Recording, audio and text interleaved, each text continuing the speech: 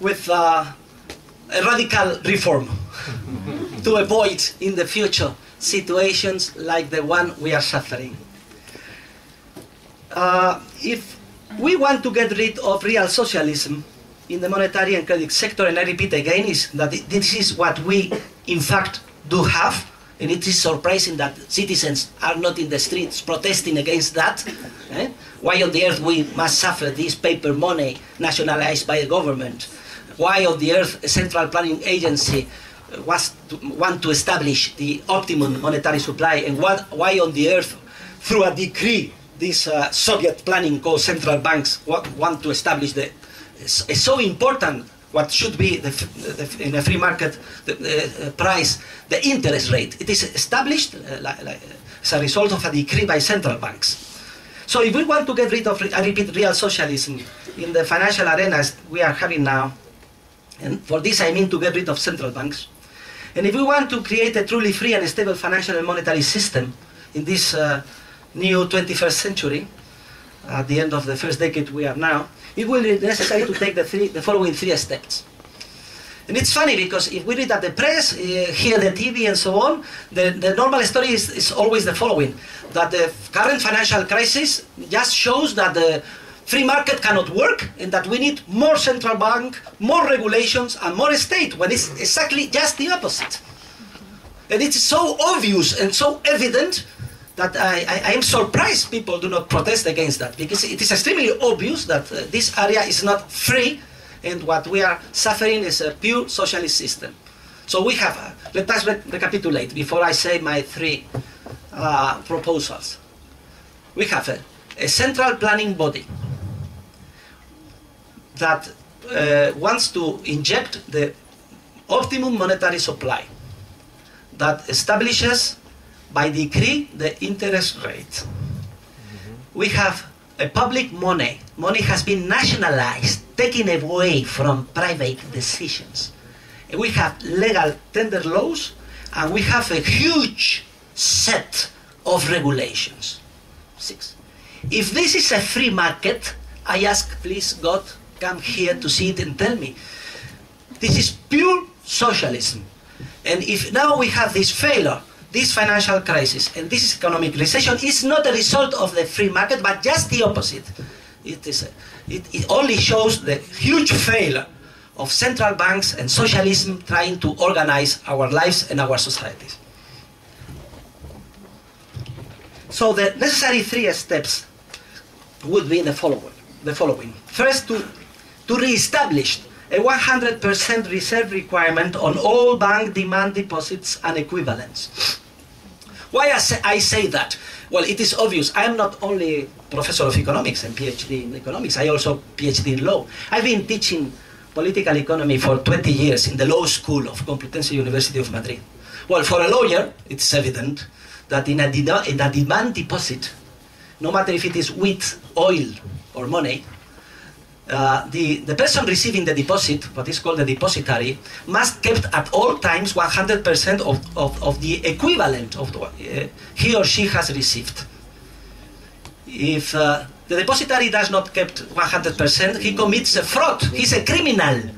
And this is established in all civil and mercantile codes since the Romans, with just one exception. There is a privilege given to some private agents called banks not to comply with this general rule of private property. So what I'm requesting in this first reform is just to reintroduce the general rules of private property to the free banking, private banking area. Because private law is an essential institutional element of any free market. A free market needs that all the agents do comply to the same rules. So what I am asking for in the first point is that all banks should keep 100% reserve requirement in demand deposits and equivalents. In this way, bankers would be finally what they should be, true financial intermediaries, and not mainly creators of new money in the form of new credits that can distort entirely the economy. The second proposal would be, of course, it's evident, to culminate the fall of the Berlin Wall. It is the elimination of central banks as lenders of last resort. Of course, they will be unnecessary if the first principle is applied. Because if all private banks do act with a 100% reserve requirement on demand deposits, then a lender of last resort is not needed, and no financial crisis in the form of runs to banks could appear in a free market, purely free market.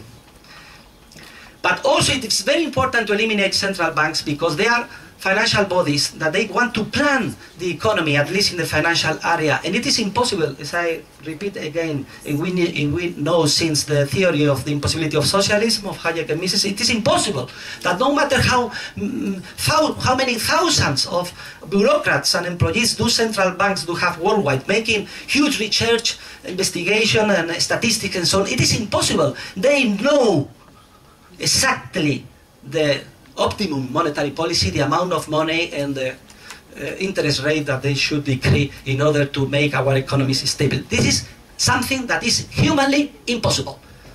So central banks should be eliminated.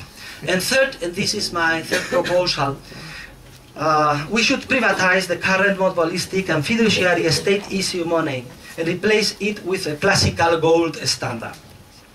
Well, of course, this is a very radical, seems a very radical reform. The main advantage of gold is that it cannot be manipulated, humanly manipulated. The supply of gold is given by the production of gold mines, and you must remember the stock of gold is very rigid. It does not decrease, so it's a very rigid system. No deflations in the supply of gold would be expected because it is historically determined, and it has been increasing, the new production of gold, it is increasing in the stock around 1 or 2% per year as an average. Of course, there is a reform not so radical that has been proposed, for instance, by the French economist, Nobel Prize winner, Maurice Allais, said, okay, well, before we reach the pure gold standard, we could accept that the monetary supply be, purely fiduciary, but in the way of printed money that does increase only 2% per year. But even leaving that power to the government, I am not comfortable at all. I would say that if we are in the university, we must look for radical, from the theoretical point of view, reforms, and the definitive reform would be to reintroduce what historically has been the private worldwide, single money chosen by all generations of human beings, which is mainly gold. Gold is a lot, can you say in Polish? Złota. Okay. It's like the name of your fiduciary money.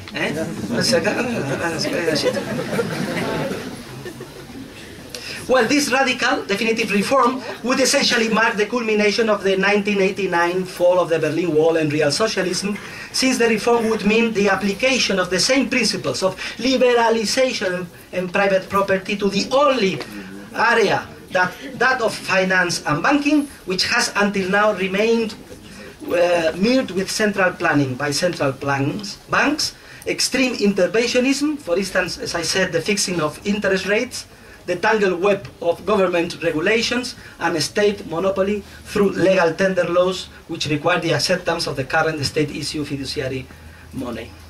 I think that all these considerations are crucially important in light of the critical state of the international financial system.